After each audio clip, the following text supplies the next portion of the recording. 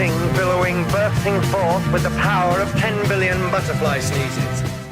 This is Wine, Money, and Song. And if you're interested in wine and you want to learn about the best values in wine, please subscribe.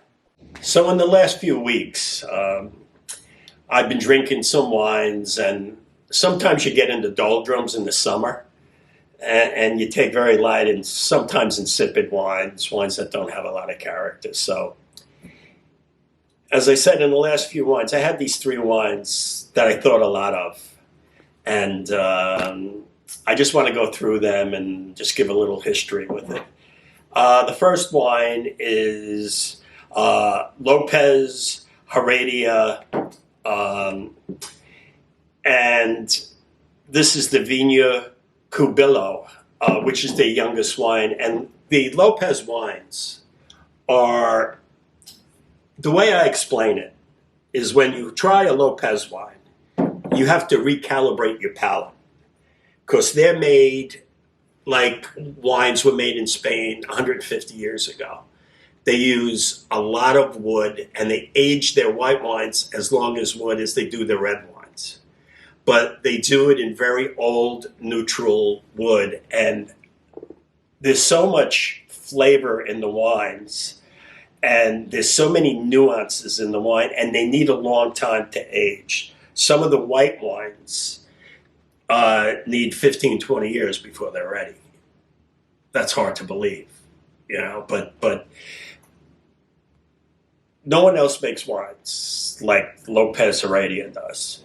And this wine, which is a Crianza, which is their youngest wine, the wine is 9 years old now, and there's a lot of wood in the wine. It's sweet American oak, and the flavors are just full and mouthful, and cherries, tobacco, smokiness to it, and mouthfulling, and it spins your head around. And it's so different than the other wines from Spain, especially Rioja.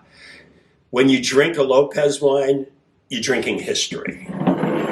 The second wine that I'm going to talk about is a Brunello, and Brunello became very popular about 30 years ago, and I think basically my feeling is 80% of Brunello is pretty insipid, not good stuff, not interesting. They're not planted in great vineyards. But this wine, El Marianetto, and this is their single vineyard wine, Madonna del Grassi. And Brunello is not supposed to be a heavy wine. It's supposed to be a very elegant, lightly colored wine. This is the 2007 that I had, and I opened it up, and it floated on my palate. It was heavenly. It was like angels came and put it in my glass, and it caressed my palate, and it was so elegant. And a lot of Brunellos are oaky, darkly colored. This is the real deal. And if you ever want to read a book on Brunello, read Corinne O'Keefe's book on Brunello de Montalcino, and she goes through it, and read the chapter on Brunello Gate, and it'll really.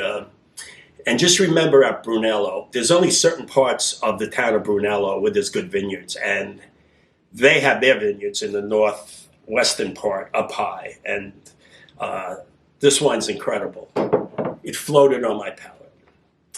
So the last wine is Chateau Corbin, Saint-Emilion 2009, a Bordeaux. I think I paid $25 for it back in 2012.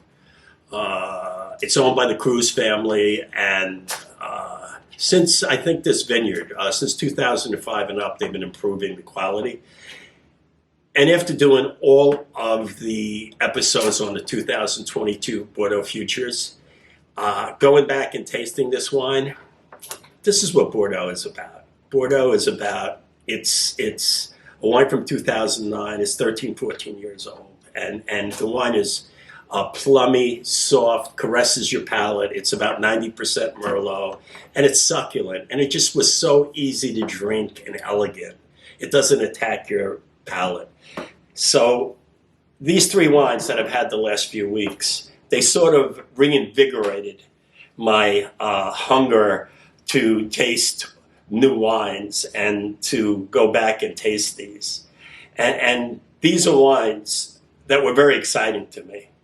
And it's after 40 years in the wine industry, it's hard to excite me. That's what my wife says too, but that's another story. So hopefully you enjoy these experiences that I've had with these wines.